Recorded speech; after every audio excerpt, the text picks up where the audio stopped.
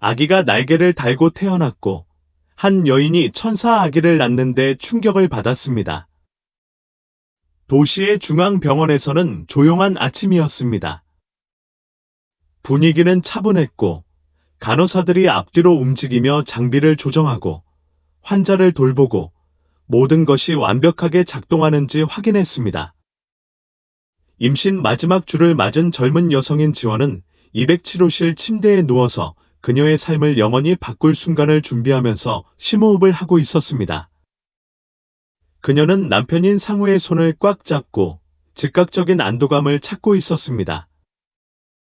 상우는 침착함을 유지하려고 노력했지만 얼굴에 비친 불안을 감출 수 없었습니다. 두 사람 모두 이 순간에 도달하기 위해 많은 어려움을 겪었습니다.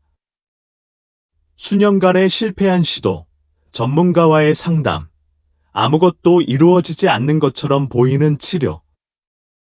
하지만 이제 그들은 마침내 오랫동안 기다려온 아기를 만나게 되었습니다. 괜찮아, 자기야. 상우는 부드럽지만 걱정이 가득한 목소리로 물었습니다. 지원은 진통의 고통을 느꼈고 그것은 그녀의 얼굴에 분명히 나타났습니다. 그냥 더 이상 그를 내 팔에 안고 싶어서 기다릴 수가 없어. 그의 작은 얼굴을 보고 싶어. 그가 괜찮다는 걸 알고 싶어. 그녀가 말했다. 상우는 몸을 숙여 그녀의 이마에 키스했다. 그녀는 그럴 거야. 넌 내가 아는 가장 강한 여자야. 그 순간 간호사가 방에 들어와 그 순간을 방해했다. 분만실에 갈 준비가 다 됐어. 그녀가 격려하는 미소를 지으며 말했다. 시간이 됐어. 지원은 심호흡을 하고 상우를 바라보았고 상우는 그녀의 손을 더 꽉 쥐었다. 그들은 함께 분만실로 인도되었고 의사와 간호사 팀이 이미 준비되어 있었다.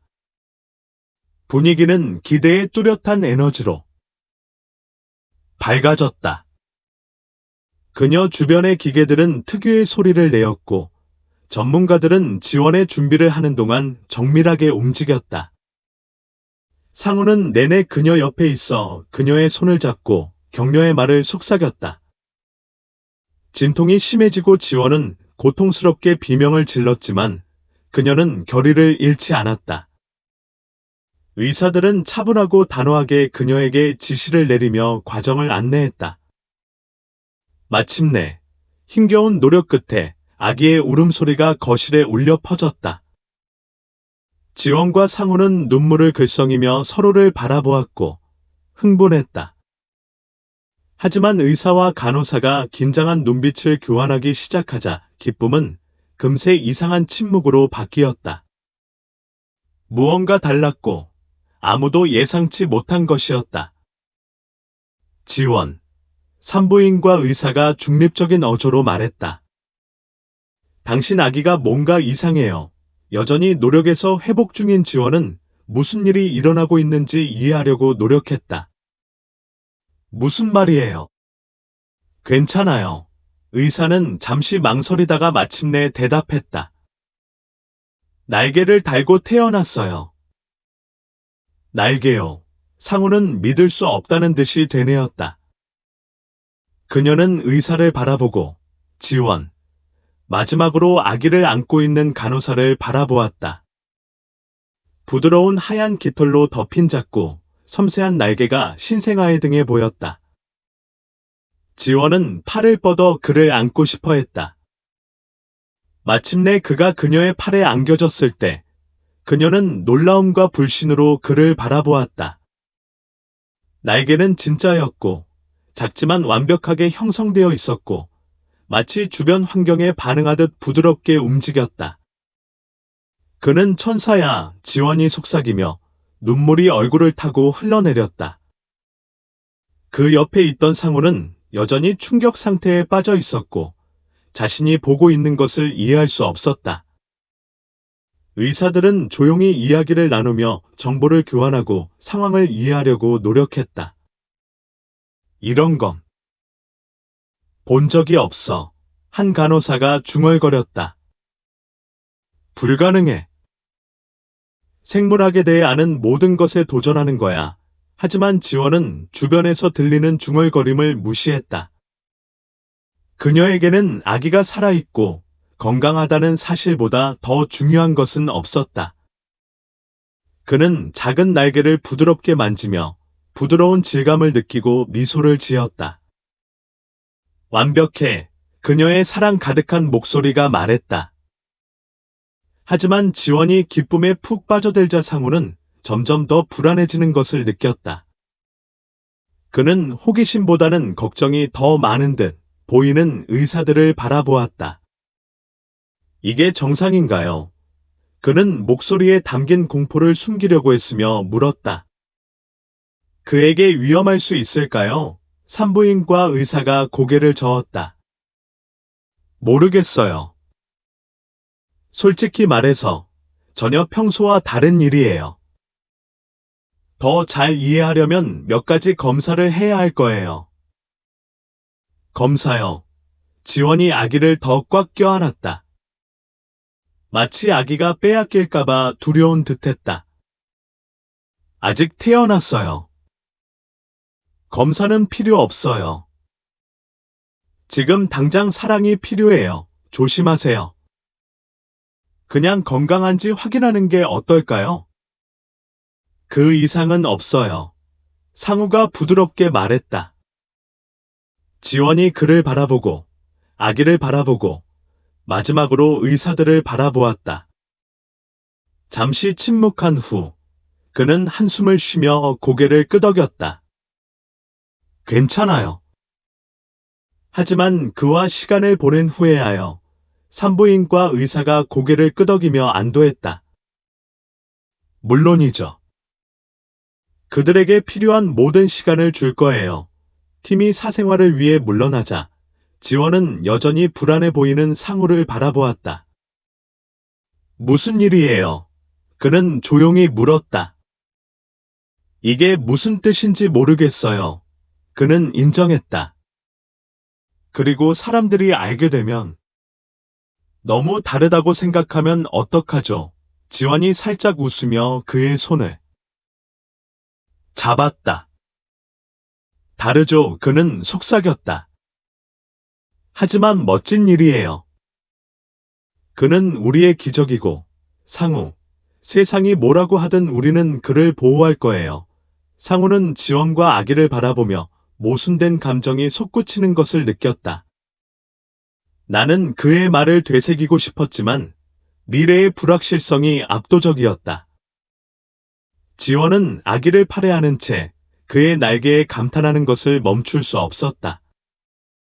그 날개는 섬세했고 방의 빛 아래에서 거의 영적인 것처럼 보이는 하얀색 솜털로 덮여 있었다. 주변이 혼란스러웠지만 그녀는 아들을 바라보며 설명할 수 없는 평화를 느꼈다. 그의 날개의 작은 움직임 하나하나가 마치 어머니의 품에 안전하다는 것을 아는 듯 그녀의 존재에 대한 반응인 듯했다. 반면 상우는 모든 것을 처리하려고 했었다. 그녀는 방을 앞뒤로 왔다 갔다 하며 머리카락을 쓰다듬으며 이것이 가족에게 무슨 의미인지 이해하려고 노력했다. 그는 아들을 사랑했고 그것은 확실했지만 세상이 알게 되면 무슨 일이 일어날지 걱정할 수밖에 없었다. 지원. 이게 무슨 뜻인지 알지? 그는 마침내 침대 옆에 들렀다. 사람들은 우리처럼 보지 않을 거야. 그들은 질문을 하고 우리가 모르는 답을 원할 거야. 그녀는 그를 바라보았고 그녀의 얼굴에는 아들에 대한 사랑이 비쳤다.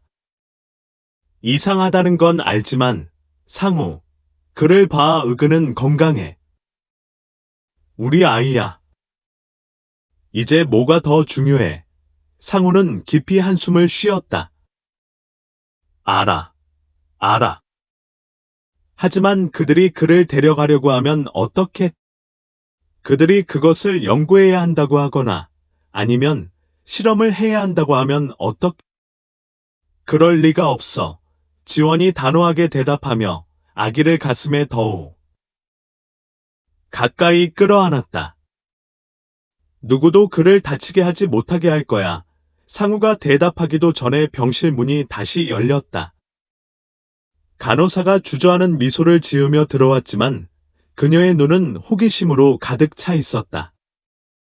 저는 그저 모든 것이 괜찮은지, 그리고 무엇이 필요한지 보러 왔을 뿐이에요. 저희는 괜찮아요. 고맙습니다. 지원이 아기에게서 눈을 떼지 않은 채 대답했다. 하지만 간호사는 떠나기 꺼려하는 듯했다. 그냥 이게 대단하다는 걸 말하고 싶었어요. 이런 건 처음 봐요. 기적 같아요. 그의 목소리는 떨렸는데 마치 경계를 넘나드는 것 같아 두려운 듯했다. 지원이 살짝 웃었다. 기적이에요. 간호사는 고개를 끄덕이며 아기를 감탄스럽게 바라보다가 떠났다. 상우는 그의 시선을 알아차리고 등에 오한이 스며드는 것을 느꼈다.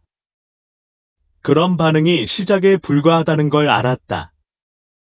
나중에 병원이 조용해지자 지원은 마침내 아기를 품에 안고 잠이 들었다. 상우는 침대 옆에 앉아 생각에 잠긴 채로 그들을 지켜보았다. 그녀의 미래가 어떨지 상상하지 않을 수 없었다. 지원이 아기를 보호해야 한다는 건 옳았지만 그녀의 존재 자체가 사람들이 믿는 모든 것을 거스르는 상황에서 어떻게 해야 할까? 갑자기 부드러운 소리가 그의 주의를 끌었다. 그는 아기를 바라보며 날개가 살짝 움직이는 것을 보았다. 거의 알아차리지 못했지만 그게 바로 그것이었다. 상우는 꼼짝 않고 서서 그 작은 움직임에 시선을 고정했다. 무슨 뜻인지는 몰랐지만 단순한 생물학적 특이성 이상의 것이라고 느꼈다. 마치 아기가 어떤 식으로든 소통을 시도하는 것 같았다. 지원이 깨어났을 때 상우는 자신이 본 것을 그녀에게 말했다. 날개가 저절로 움직였어. 맹세해. 그녀는 천천히가 아니라 미소를 지었다. 물론이지. 특별해. 상우.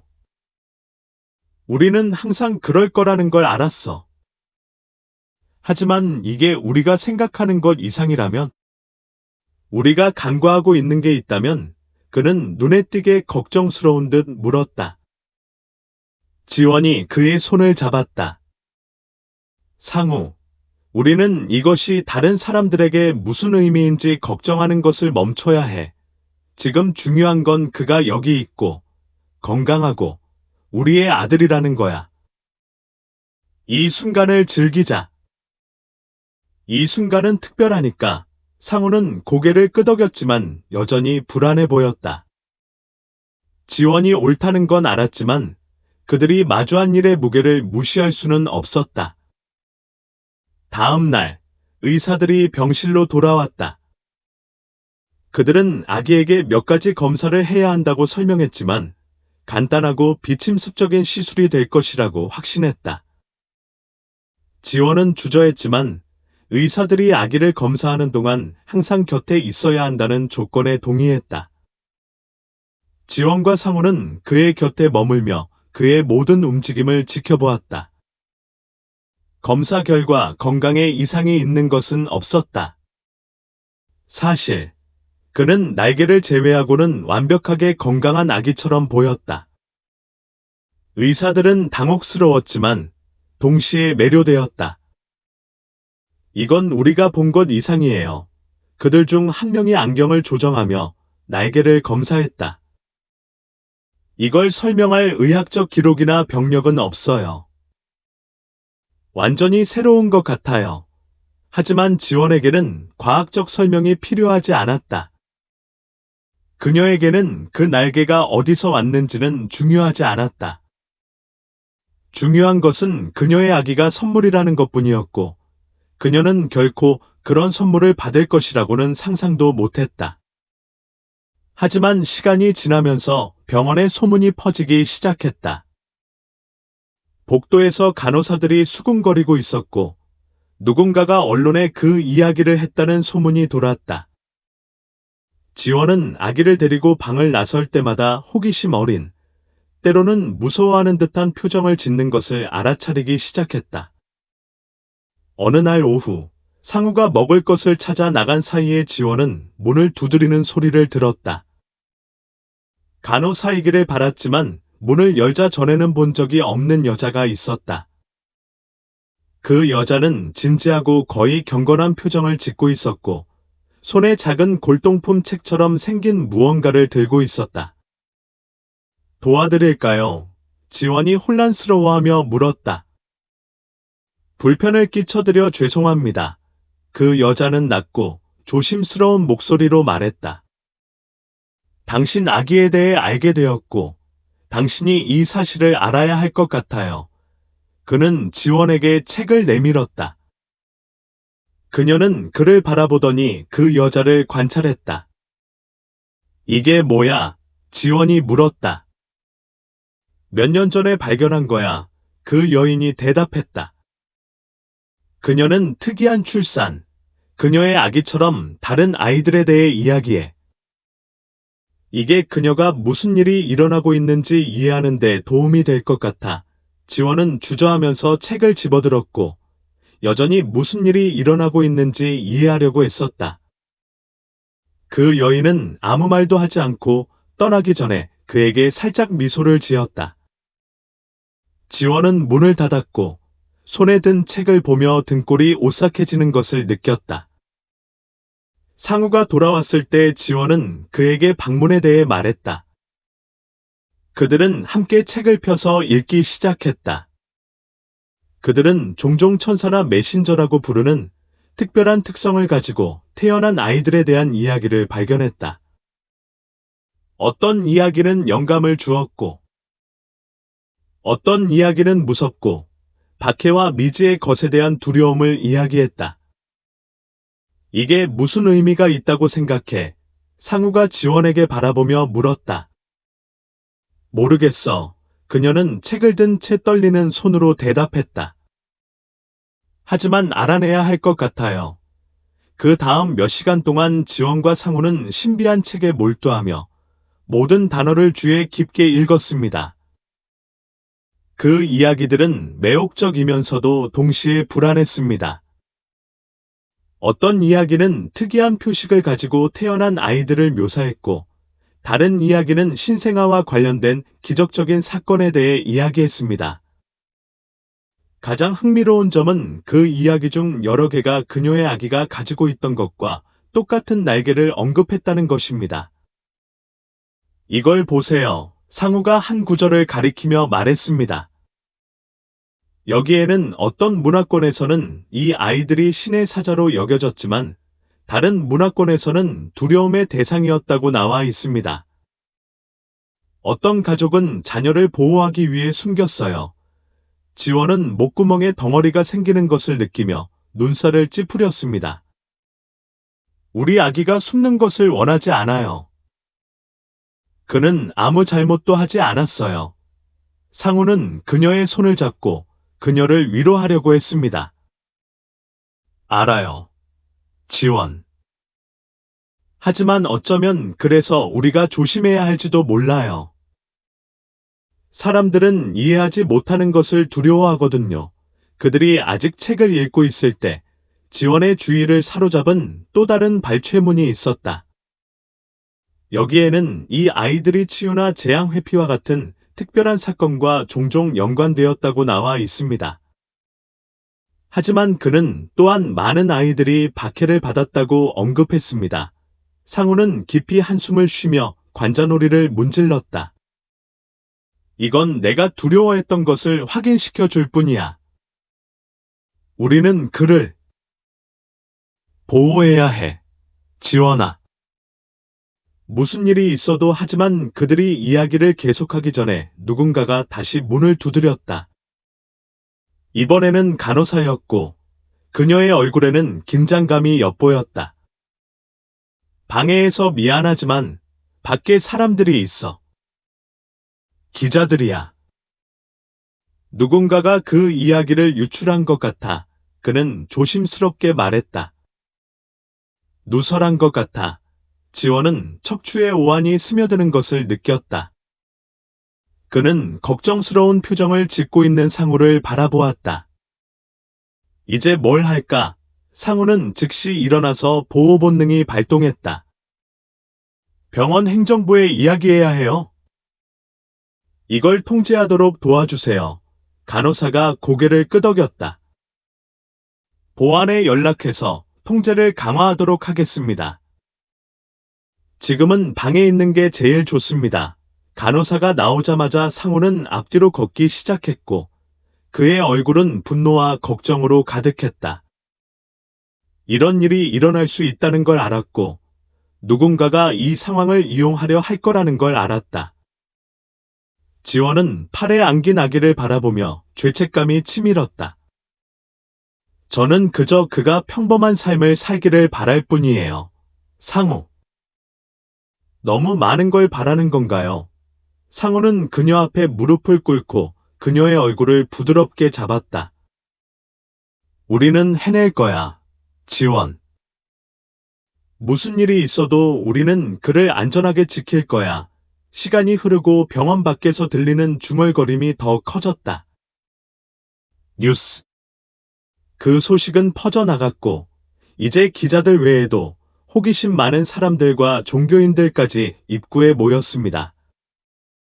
어떤 사람들은 아기를 신의 기적으로 부르는 플래카드를 들고 있었고 어떤 사람들은 그를 변칙적인 존재라고 낙인 찍었습니다.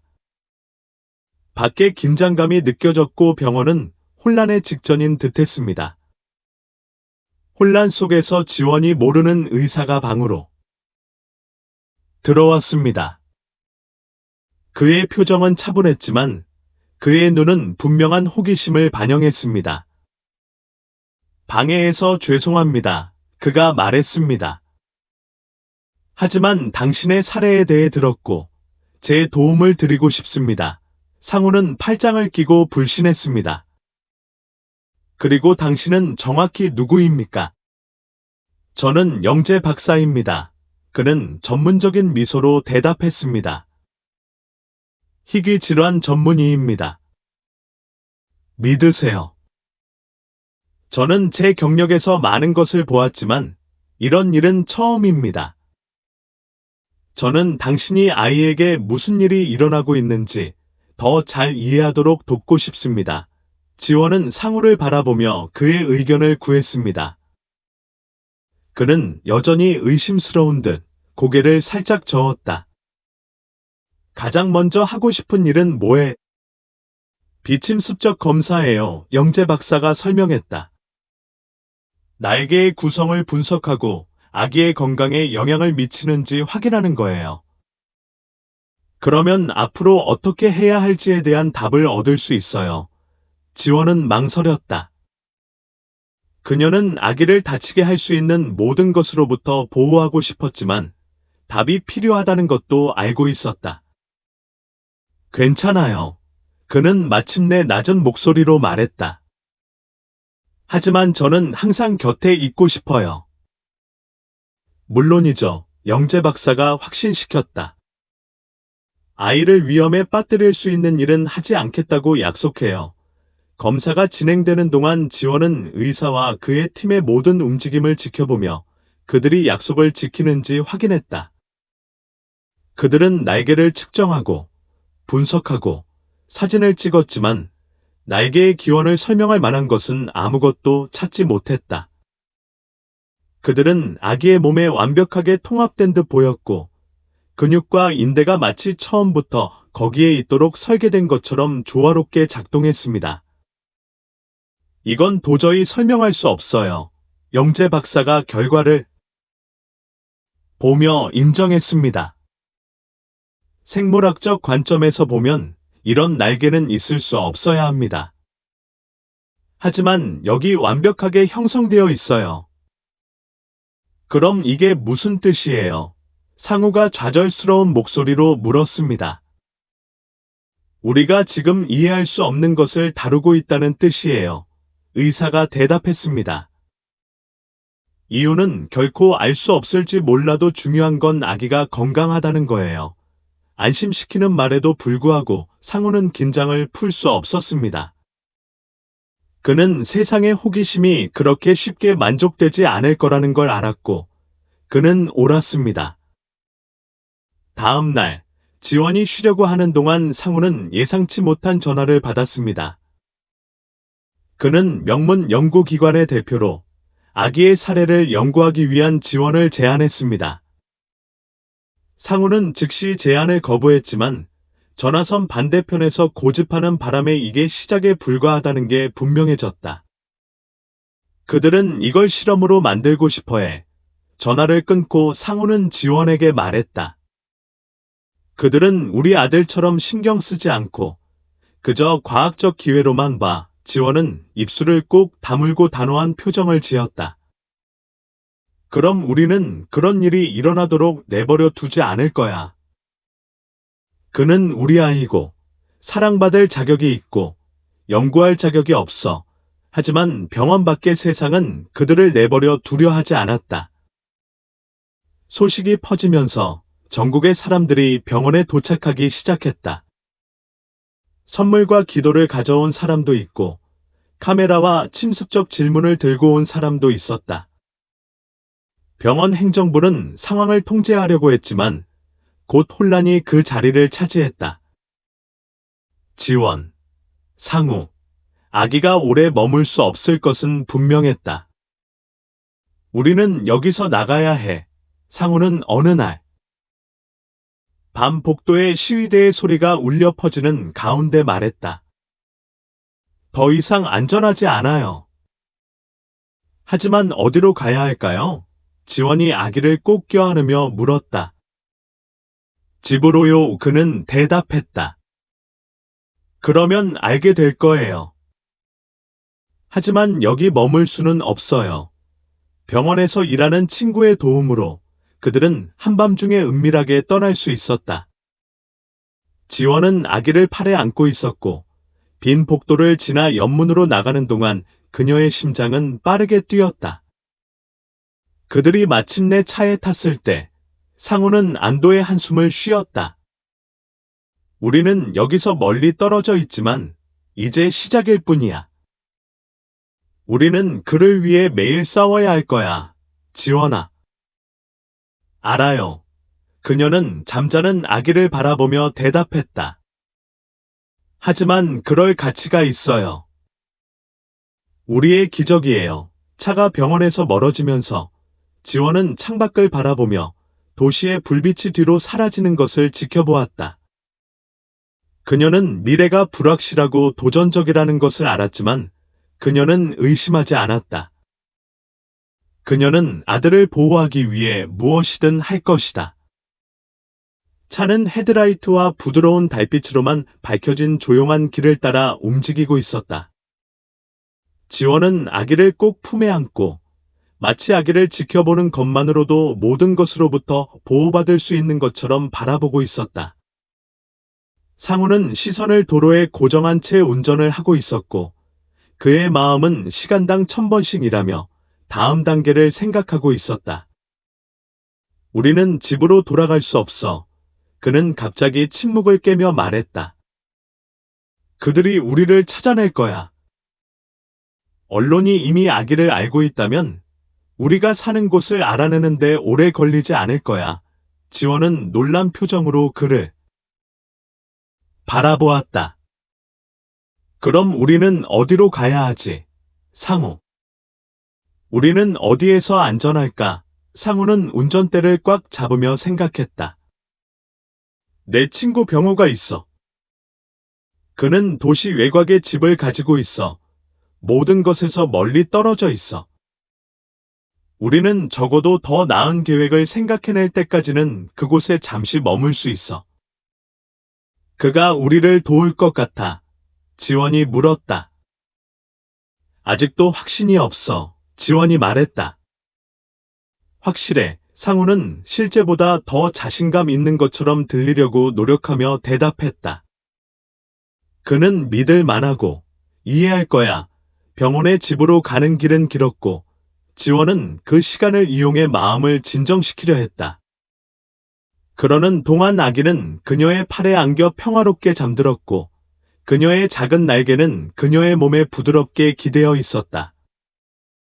그렇게 작고 연약한 것이 그런 소동을 일으킬 수 있다는 게 믿기 어려웠다.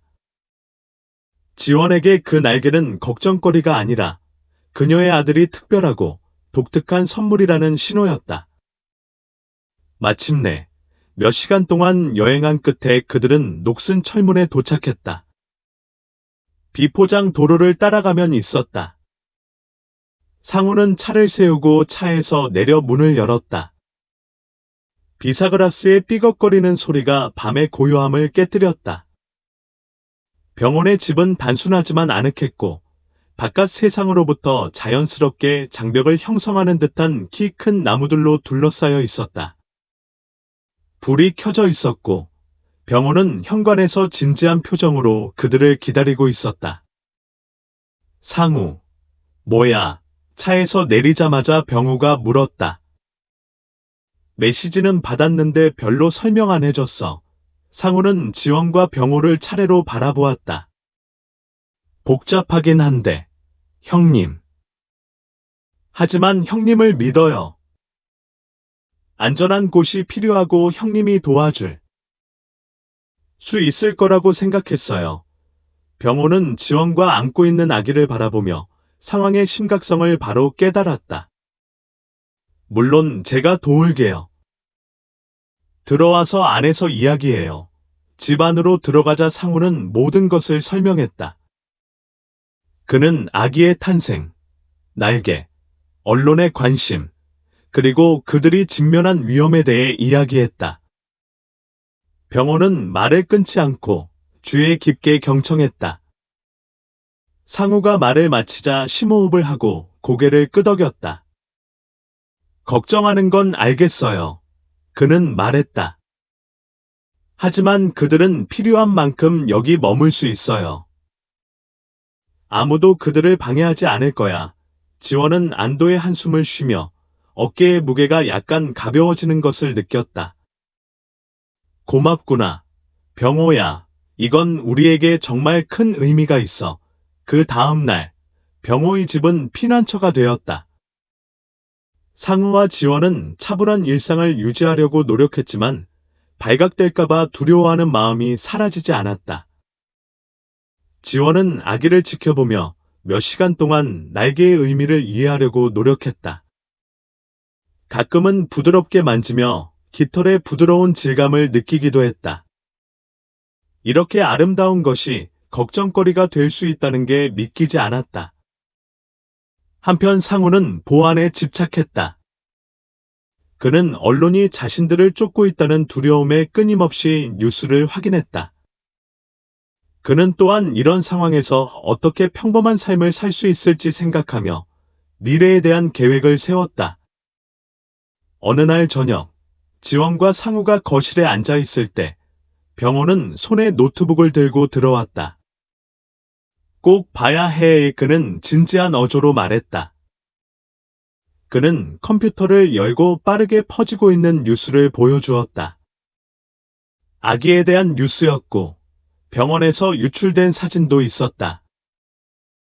헤드라인은 날개가 달린 기적, 독특한 특성을 가지고 태어난 아기였다.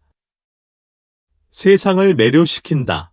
보고서에는 전문가로 추정되는 사람과의 인터뷰, 음모론, 심지어 종교인과의 인터뷰가 포함되어 있었으며 아기가 더 큰 무언가의 징조라고 주장했습니다. 지원은 공포에 질려 손을 입에 대었다. 어떻게 이런 일이 일어났을까요? 병원에서 신중을 기하겠다고 약속한 줄 알았어요. 상우는 좌절하며 고개를 저었다. 돈이 개입되면 약속은 아무 의미가 없어. 누군가 이걸 유출했을 거야. 병호는 걱정스러운 표정으로 그들을 바라보았다. 이게 그들이 상상했던 것보다 더 커지고 있어. 곧 나쁜 의도를 가진 사람들이 그들을 찾을 거야. 뭔가 생각해야 해. 세 사람이 무엇을 할지 논의하는 동안 아기가 방 안에 긴장감을 느낀 듯 울기 시작했다. 지원은 재빨리 아기를 품에 안고 부드럽게 흔들었다. 모든 게 괜찮아. 내 사랑. 그녀는 침착함을 유지하려고 노력했지만 깊은 곳에서는 상황이 전혀 괜찮지 않다는 걸 알고 있었다. 상우는 손으로 얼굴을 가리고 무력감을 느꼈다. 그냥 그를 보호하고 싶을 뿐이야. 그저 그녀가 평범한 삶을 살기를 바랄 뿐이야. 난 평범한 삶을 살 수 없을지도 몰라. 병호가 솔직하게 말했다. 하지만 내가 행복할 수 없다는 건 아니야. 그냥 이 문제를 어떻게 처리할지 알아내야 할 뿐이야. 그날 밤, 지원은 잠을 이루지 못했다. 그녀는 아기가 그녀 옆에서 평화롭게 자는 동안 천장을 바라보고 누워 있었다. 그녀의 생각은 불확실성과 두려움으로 가득했지만 동시에 그녀는 그녀 안에 흔들리지 않는 힘을 느꼈다. 무슨 일이 있어도 아들을 위해 싸우겠다는 결의였다.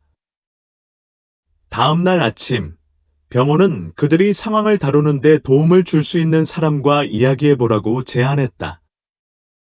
나는 도나 테레사라는 여자를 알고 있어. 그가 말했다. 그녀는 일종의 영적 조언자야.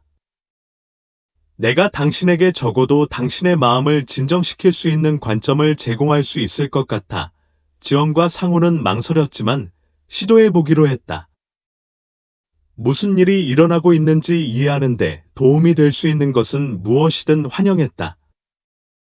그들이 유진의 집에 도착했을 때 친절한 눈과 환영하는 미소를 지닌 나이든 여성이 그들을 맞이했다. 들어와. 그는 그들에게 앉으라고 손짓하며 말했다. 병호가 당신과 아기에 대해 조금 말해줬어. 지원은 여전히 불신하는 마음으로 아기를 더 꼭 껴안았다. 이런 걸 본 적 있어? 그가 직접 물었다. 도나 테레사가 살짝 웃었다.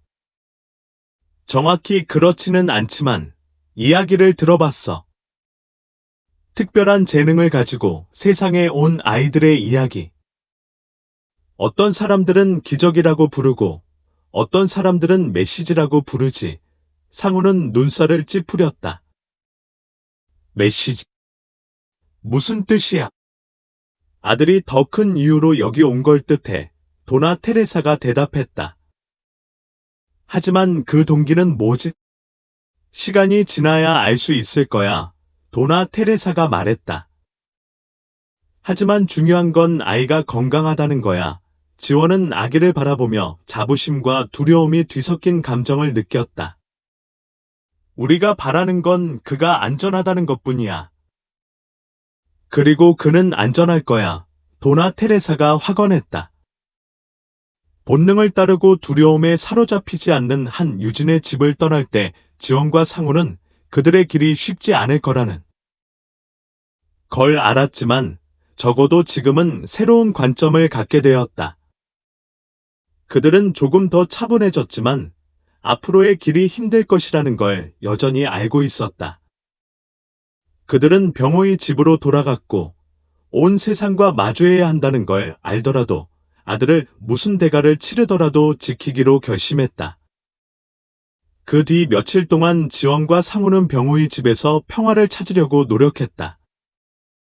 그들이 라시엘이라는 이름을 붙이기 시작한 아기는 세상에 자신의 존재가 일으킨 혼란을 모르는 듯했다. 그녀의 날개는 계속해서 지원의 호기심을 자극했고 그녀는 하얀색에서 매일 더 강해지는 듯한 작은 움직임까지 모든 세부 사항을 관찰하는데 수시간을 보냈다. 지원이 라시엘을 돌보는 동안 상우는 가족의 안전을 위해 쉴 새 없이 일했다. 그녀는 창문을 덮고 집을 나가는 것을 피하고 뉴스를 강박적으로 확인했다. 날개 달린 아기에 대한 새로운 기사나 언급이 있을 때마다 그는 위험의 무게가 다가오는 것을 느꼈다. 상우, 이런 짓을 그만둬야 해. 지원이 어느 날 저녁 컴퓨터 앞에 앉아 있을 때 말했다. 이건 너한테 도움이 안 돼. 우리가 한 발 앞서 있는지 확인하고 싶을 뿐이야. 그는 화면에서 눈을 떼지 않고 대답했다. 놀라울 여유는 없어. 하지만 나시엘은 내가 곁에 있어줘야 해. 육체적으로뿐만 아니라 감정적으로도 지원이 주장했다. 우리는 영원히 두려움 속에 살 수는 없어. 상우는 한숨을 쉬며 노트북을 닫았다. 마침내 지원이를 바라보았다. 알아. 우리가 사냥당하는 것 같아. 조심하지 않으면 그를 잃을 수도 있어. 지원이 그의 손을 잡았다.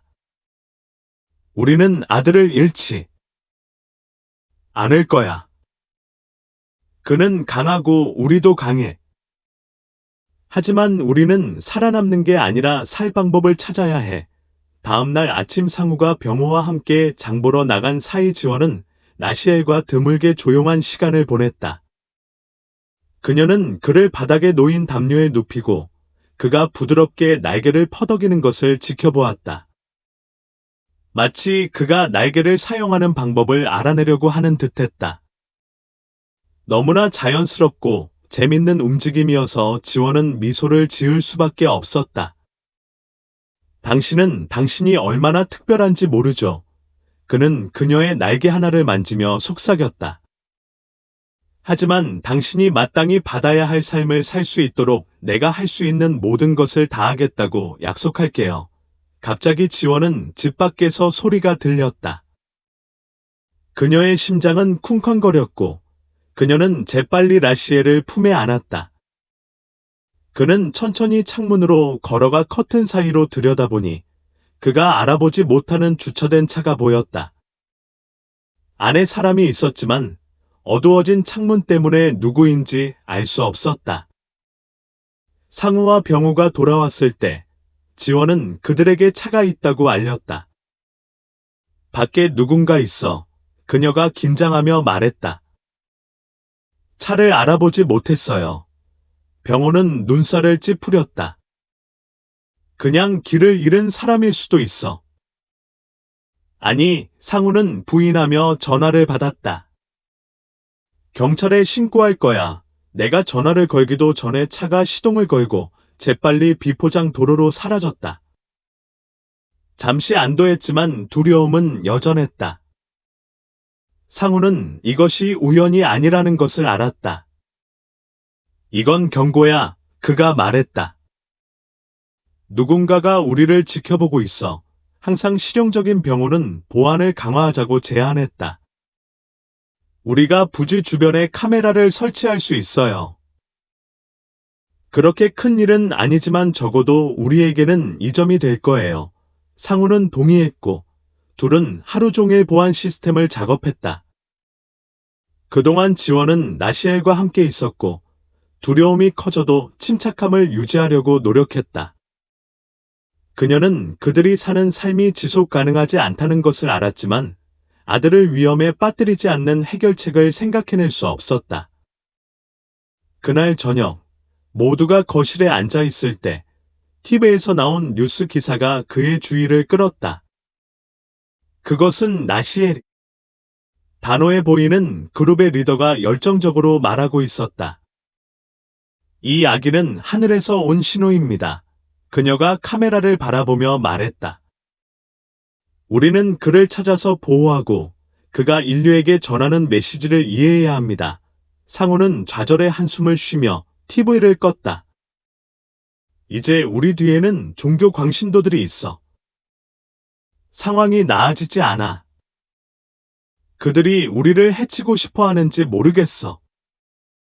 아마도 그들은 정말로 돕고 싶어 하거나 아니면 자신의 목적을 위해 이용하고 싶어 하는 걸 거야. 병우가 대답했다. 우리는 누구도 믿을 수 없어. 상우가 아기를 걱정스럽게 바라보며 대답했다. 지원은 아무 말도 하지 않고 진혁을 꼭 껴안았다. 그녀는 사람들이 무슨 의도를 가지고 있든 아무도 그녀와 상우가 겪고 있는 일을 이해할 수 없을 거라고 느꼈다. 그들은 아이에게 가장 좋은 것이 무엇인지 아는 유일한 사람들이었다. 다음 날 아침, 예상치 못한 놀라움이 문으로 찾아왔다. 며칠 전에 방문했던 영적 상담사 유진이었다. 그녀는 작은 꾸러미와 걱정스러운 표정을 지었다. 방해가 되지 않았으면 좋겠어. 그가 집에 들어서면서 말했다. 하지만 꼭 와야겠다고 생각했어. 뭔가 일어나고 있고, 너도 알아야 할 것 같아. 지원과 상우는 서로를 바라보며 혼란스러워했다. 무슨 일이야? 상우가 물었다. 유진이 패키지를 열자 작은 부적과 고대 상징이 적힌 종이 한 장이 나타났다. 오늘 아침 문 앞에 두고 간 거야. 누가 놓았는지는 모르겠지만 상징은 고대의 것이고 보호에 대한 의미야. 그가 설명했다. 지원이 종이를 받아들고 상징을 주의 깊게 살펴보았다. 무엇에 대한 보호? 상우가 물었다. 도나 테레사는 대답하기 전에 망설였다. 이해하지 못하는 사람들에 대한 보호, 두려움과 무지에 대한 보호. 다가올 일에 대비해야 해. 우리가 위험에 처해 있다고 생각해. 상우가 물었다. 그의 걱정이 분명했다. 저는 세상이 분열되어 있다고 생각해요. 도나 테레사가 대답했다. 어떤 사람들은 돕고 싶어 하고, 어떤 사람들은 이해할 수 없는 것을 파괴하고 싶어 할 거예요. 그리고 당신은 그 가운데 있어요. 지원은 폭풍우가 자신을 에워싼 것을 전혀 모른 채 품에 안겨 평화롭게 잠자고 있는 진혁을 바라보았다. 그를 보호하기 위해 우리가 할 수 있는 게 뭐야? 우리 가족을 보호하기 위해 지원이 물었다. 유진이 지원에게 부적을 건넸다. 이 부적은 보호의 상징이야. 진짜 힘이 있는지 아니면 그저 상징적인 제스처인지는 모르겠지만 모든 보호의 제스처에는 가치가 있다고 생각해. 가장 중요한 건 자신을 믿는 거야. 진혁에게 가장 좋은 게 뭔지 알잖아. 본능을 따르렴 여전히 불신하는 상우는 팔짱을 끼었다. 상징주의는 우리를 카메라, 호기심 많은 사람들, 진혁을 빼앗으려는 사람들로부터 보호하지 못할 거야. 도나 테레사는 연민이 가득한 눈으로 그를 바라보았다. 네. 말이 맞아. 상우. 하지만 때로는 그 힘이 육체적인 면뿐만 아니라 감정적이고 영적인 면에서도 있어. 진혁은 그저 특별한 아기 이상이야. 상징이자 메시지야. 그를 돌봐줘. 하지만 두려움에 빠지지 마. 도나 테레사가 떠난 후 지원은 손에 든 부적을 응시했다. 상우는 여전히 불안한 채로 문 잠금 장치를 강화하고 새로 설치된 카메라를 확인하기 시작했다. 하지만 지원은 도나 테레사가 한 말에 더 많은 것이 있다고 느꼈고 무시할 수 없는 무언가가 있었다. 아마도 그가 오를 거야. 그녀가 침묵을 깨며 말했다. 아마도 진혁이 더 큰 목적이 있을 거야. 상우는 하던 일을 멈추고 그녀를 어리둥절하게 바라보았다. 무슨 말이야? 아마도 진혁을 영원히 숨겨서는 안 될 거야. 지원이 망설이며 설명했다. 어느 순간 세상에 그가 기적이고 두려워할 대상이 아니라는 걸 보여줘야 할 거야. 진심이야. 상우가 대답했고 그의 목소리는 음조가 높아졌다. 저기서 무슨 일이 일어나고 있는지 봤어. 사람들은 그런 일을 받아들일 준비가 안 돼 있어. 어떤 사람들은 그를 해치려 할 거고, 어떤 사람들은 그를 이용하려 할 거야. 어떻게 그를 그런 일에 노출시킬 생각을 할 수 있어? 지금 해야 한다고 말하는 건 아니야. 지원이 말하며 그를 진정시키려 했다. 하지만 언젠가 내가 더 나이가 들면 우리가 그것을 더 잘 설명할 수 있을 때, 그러면 세상이 그것을 보는 방식이 바뀔지도 몰라. 상우는 좌절하며 고개를 저었다. 나는 그것에 동의할 수 없어. 지원. 우리의 일은 그것을 보호하는 것이지. 그것을 이용해 세상을 바꾸려고 하는 게 아니야. 지원은 그런 논쟁이 아무데도 가지 않을 거라는 걸 알면서 한숨을 쉬었다. 나는 그와 우리를 위해 최선을 원할 뿐이야. 나도 그래, 상우가 대답했고, 그의 목소리는 이제 부드러워졌다.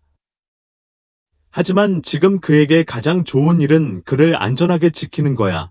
그날 밤, 진혁이 잠들어 있는 동안 지원은 미래에 대해 생각하며 깨어 있었다. 너무나 많은 불확실성과 너무나 많은 답이 없는 질문들이 있었지만 그녀에게 한 가지 분명한 것은 진혁이 선물이라는 점과 그들이 직면한 어려움에 관계없이 그가 사랑과 의미로 가득 찬 삶을 살 수 있도록 그녀는 모든 것을 다할 것이라는 점이었다. 그 다음 날들은 긴장된 고요함으로 점철되었다. 병호의 집은 여전히 안식처였지만 그가 다른 사람들과 마찬가지로 평화롭게 살 권리가 있는 아이라는 것은 실험도 과학적 호기심도 아니다. 그렇지 않으면 우리는 곧 공공재산으로 여겨질 것입니다. 모든 사람의 소유물이자 아무도 소유하지 않는 무언가입니다. 지원은 잠시 침묵하며 상우의 말을 처리했습니다. 그는 여론과 그들을 스토킹하는 모든 집단에 맞서는 것이 엄청난 일이라는 것을 알고 있었습니다. 하지만 그는 또한 상우가 옳다는 것을 이해했습니다. 그들이 상황을 통제하지 않는다면 그들을 둘러싼 외부 세력에 끌려내릴 것입니다. 그리고 어떻게 할 생각인가요? 지원은 적어도 그들에게 기회를 줄 수 있는 어떤 종류의 계획을 찾고 있었습니다. 우리는 성명을 조직해야 합니다. 대중적인 무언가 말입니다. 상우가 말했습니다. 우리 아들이 변칙적인 존재가 아니라 사랑받고 보살핌을 받을 자격이 있는 아기라는 것을 언론에 확신시켜야 합니다. 우리는 공정한 기자들과 이야기할 수 있고 사람들의 사생활을 보호하는 것의 중요성을 이해하고 선정주의에 휘말리지 않는 기자들과 이야기할 수 있습니다. 지원은 날개를 가지고 놀고 있는 나시엘을 바라보았고 자신을 위해 결정되는 일의 규모를 깨닫지 못했다. 그게 상황을 더 악화시킬 뿐이라면요. 지원이 걱정스러운 목소리로 물었다. 만약 우리의 성명이 원치 않는 관심을 더 끌게 된다면요. 상우는 한숨을 쉬며 그녀에게 다가갔다. 모르겠어요. 지원. 하지만 우리가 노력하지 않는다면 영원히 도망칠 수밖에 없을 거예요. 항상 두려움 속에서 살 수는 없어요. 우리는 이렇게 살 수 없어. 지원은 그의 눈을 들여다보며 그의 얼굴에 나타난 결의를 보았다. 결국 나는 그가 옳다는 것을 알았다. 그들이 지금 통제권을 잡지 않으면 다른 사람들이 통제권을 잡을 것이고 그들은 모든 것을 잃을 수도 있다. 그럼 우리가 할 거야. 지원이 단호하게 말했다.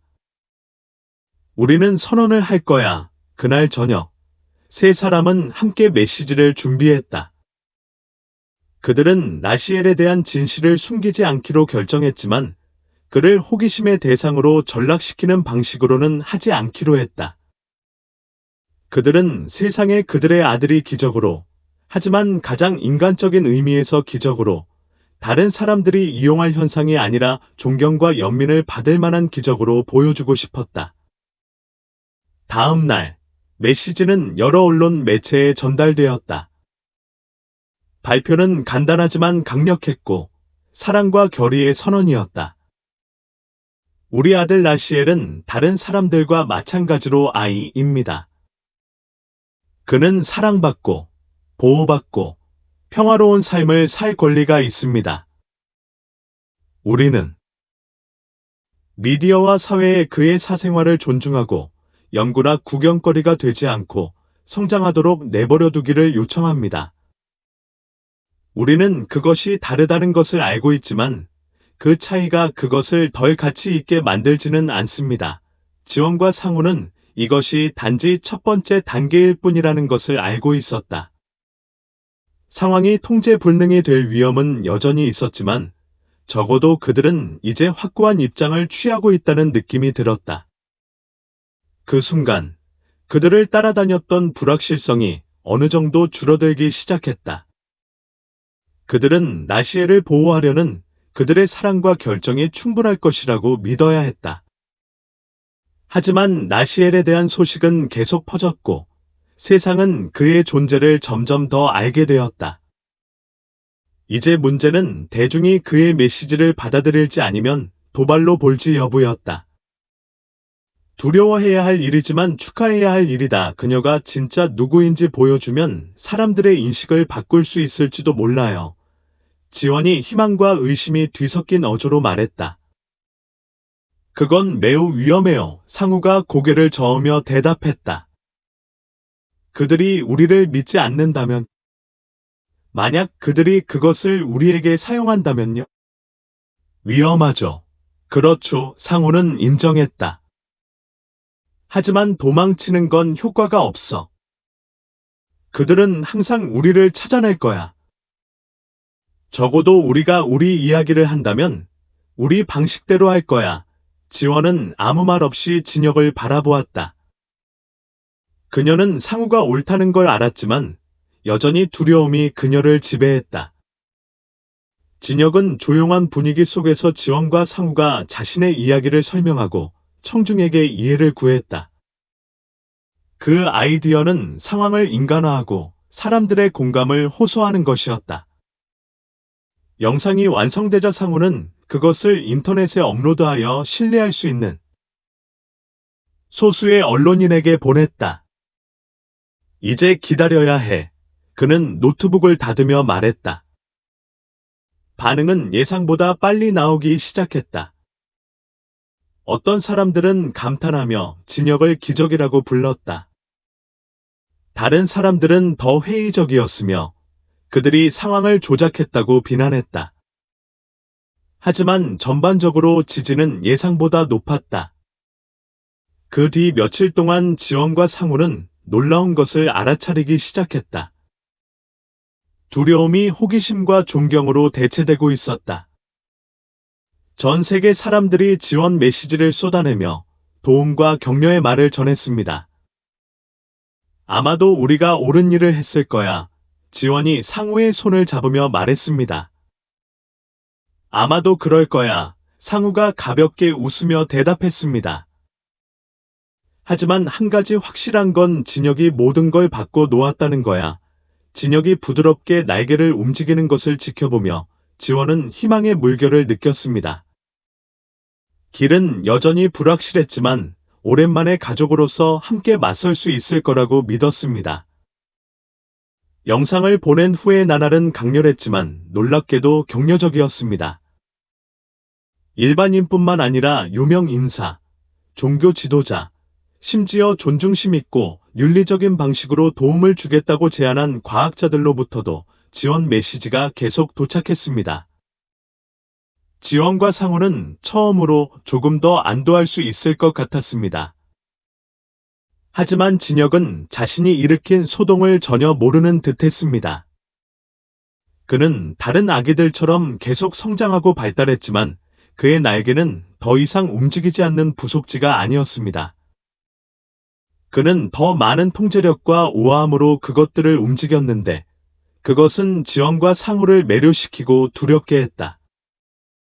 어느 날 아침, 지원과 놀던 중 진혁은 날개를 들어올려 방 안에 약간의 바람을 일으킬 만큼의 힘으로 흔들었다. 상우, 봤어. 지원이. 눈을 크게 뜨고 소리쳤다. 주방에 있던 상우는 거실로 달려갔다. 그는 다시 날개를 펄럭이고 있는 진혁을 바라보며 마치 자신이 놀라운 일을 해냈다는 것을 아는 듯 웃었다. 상우는 믿을 수 없다는 듯이 손을 머리에 얹었다. 그는 그것들을 사용하는 법을 배우고 있어. 그가 정말 배우고 있는 거야.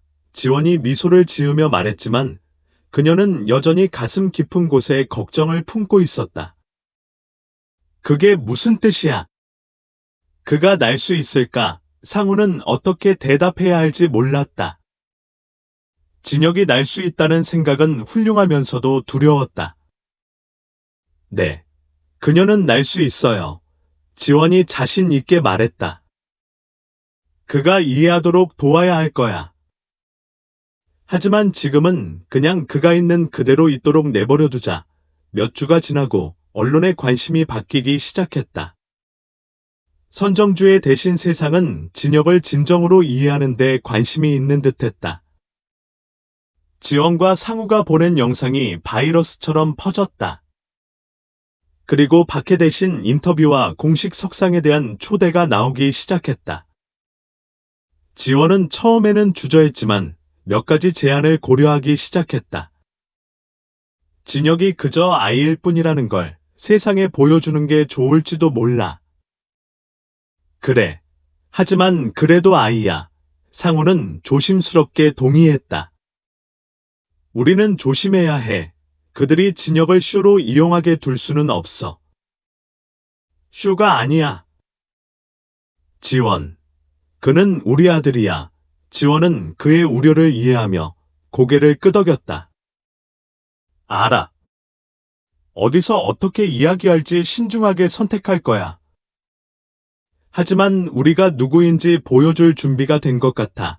진혁의 첫 공식 출연은 예민하게 스토리에 접근하겠다고 약속한 존경받고 공감하는 기자와의 짧은 인터뷰에서 이루어졌습니다. 인터뷰는 조용하고 사적인 장소에서 진행되었으며 지원, 상우, 진혁만 참석했습니다.